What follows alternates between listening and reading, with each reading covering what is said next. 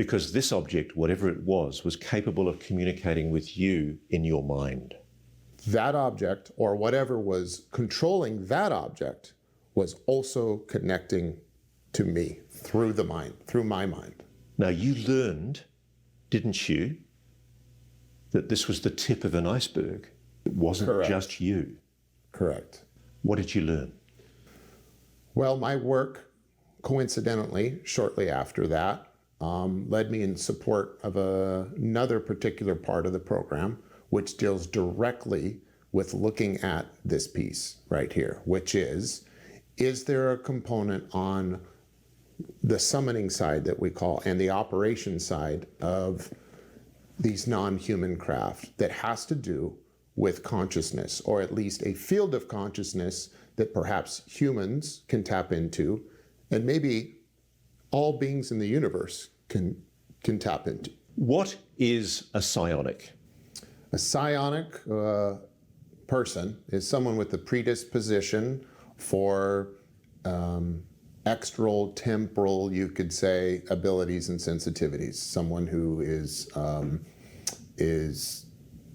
has a fantastic intuition. What did you discover the psionics were being used for in the program?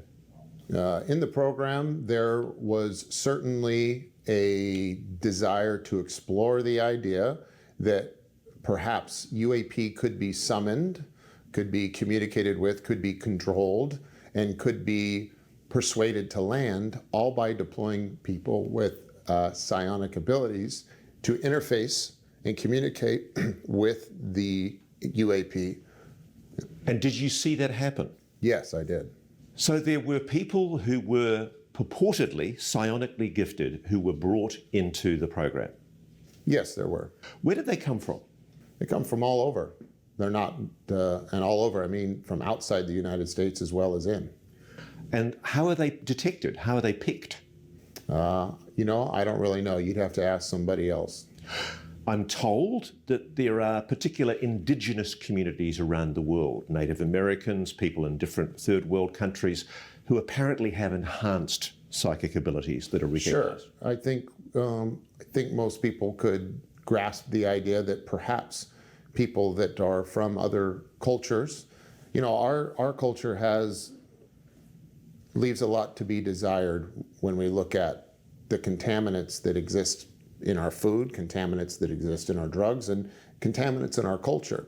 And some of these contaminants,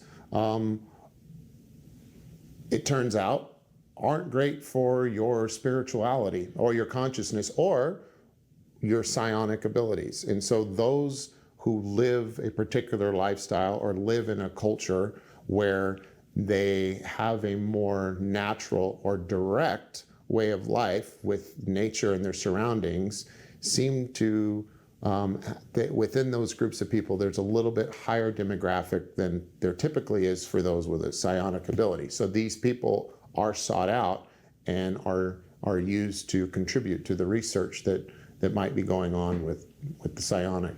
I want to put something